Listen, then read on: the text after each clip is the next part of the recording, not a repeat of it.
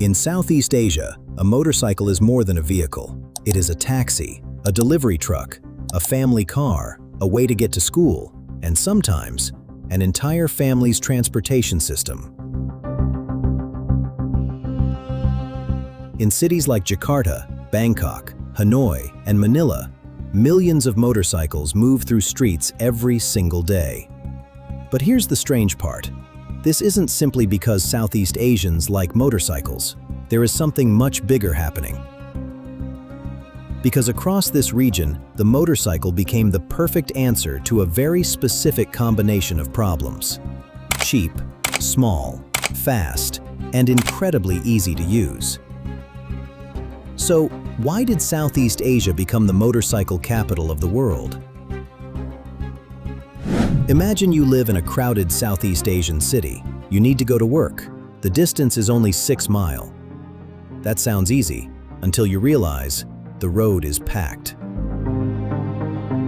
A motorcycle takes up a fraction of the road space. It can squeeze through narrow streets. It can enter neighborhoods where cars struggle to pass. And when traffic stops, the motorcycle doesn't necessarily stop with it. This is one of the biggest reasons motorcycles became so dominant. They are extremely efficient in dense cities.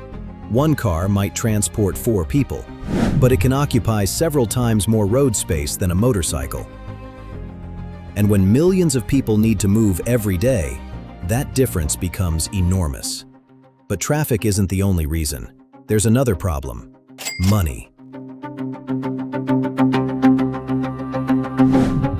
For many people in Southeast Asia, buying a car is simply not realistic. A car isn't just the price on the showroom floor. There is fuel, maintenance, insurance, taxes, parking, and sometimes a loan that lasts for years. A motorcycle is a completely different proposition. It is cheaper to purchase, cheaper to maintain, more fuel efficient, and easier to park. For a worker earning a modest income, the difference isn't just a few dollars. It can determine whether private transportation is affordable at all.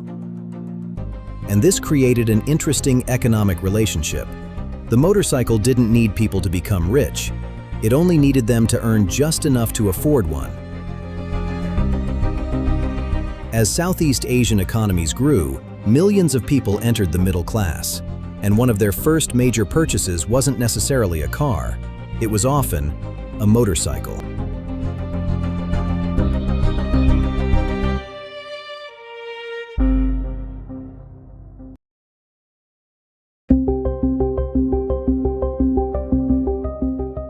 But economics alone doesn't explain everything.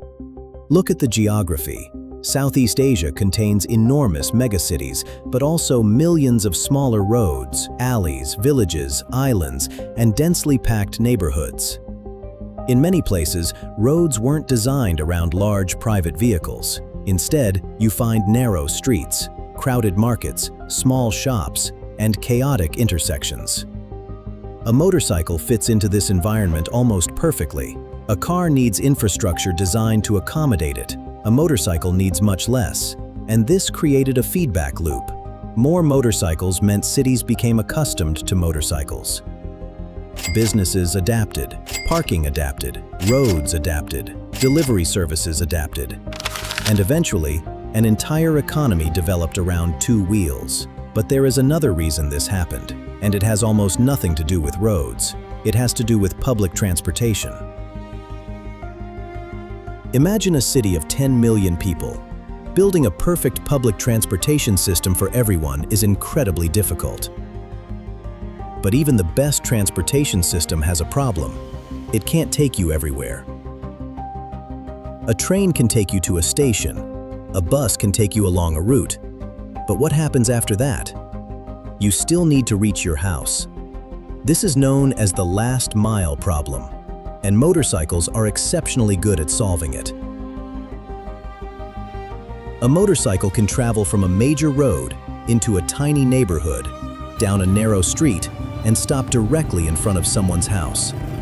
This is one reason motorcycles became deeply integrated into Southeast Asian transportation systems. And then, technology made them even more powerful. The motorcycle wasn't just something people used to commute, it became a way to make money. Think about food delivery, package delivery, ride-hailing, courier services, small businesses. In many Southeast Asian cities, a motorcycle can essentially become a small business on two wheels. Now here's an interesting question. If motorcycles are so efficient, why don't Americans use them the same way? Why don't Europeans? Why did Southeast Asia become so heavily dependent on them?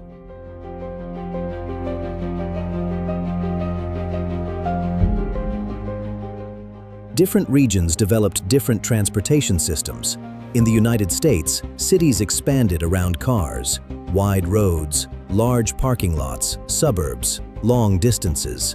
In much of Europe, dense urban areas developed strong public transportation networks, trains, trams, buses, walking, cycling.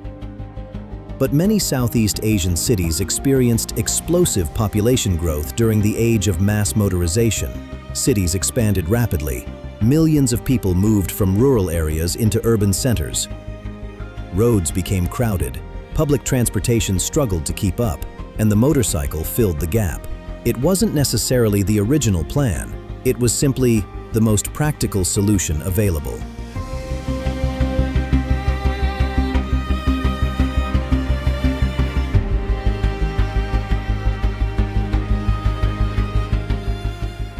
Eventually, something interesting happened. The motorcycle stopped being just a machine. It became part of everyday culture. Children grow up seeing motorcycles everywhere. Parents use them. Workers use them. Students use them. Businesses use them. Entire families can depend on one. And because motorcycles are so common, they become easier to buy, repair, modify, and resell. Mechanics know how to fix them. Spare parts are everywhere. Second-hand markets are enormous. Even the infrastructure around motorcycles becomes increasingly efficient. This is called a network effect. The more people use motorcycles, the easier it becomes for everyone else to use them too. And eventually, not owning one can almost feel unusual. Of course, this motorcycle revolution has a dark side. Millions of motorcycles mean millions of engines. More fuel consumption, more emissions, more noise, and perhaps most importantly, more road accidents. Motorcyclists are much more exposed than people inside cars. There is no metal shell protecting the rider, no airbags surrounding them, and no seatbelt holding them in place. That means the same machine that makes transportation cheap and accessible can also make it much more dangerous. And cities now face a difficult question. How do you reduce motorcycle dependence without taking away the mobility that millions of people depend on? Because simply telling everyone to stop riding motorcycles isn't really an option. The interesting thing is, Southeast Asia may not be moving away from motorcycles. It may be changing what motorcycles are. Electric motorcycles are becoming increasingly important. Battery technology is improving. Charging infrastructure is expanding. And governments are increasingly interested in reducing emissions. Imagine millions of motorcycles, but without gasoline engines, quieter streets, lower operating costs, less local pollution. The motorcycle could remain a dominant form of transportation while becoming cleaner. But there's an even bigger possibility: autonomous transportation, better public transit, integrated mobility apps, electric vehicles, and smarter cities. The future of Southeast Asian transportation probably won't be about choosing between cars and motorcycles. It will be about how all these systems work together.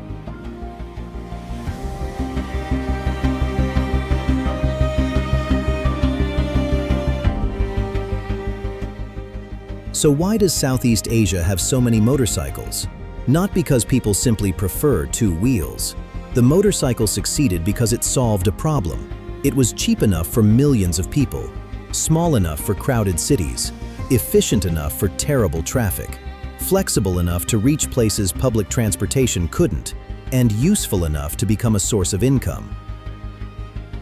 In other words, the motorcycle didn't simply enter Southeast Asian cities, it adapted to them.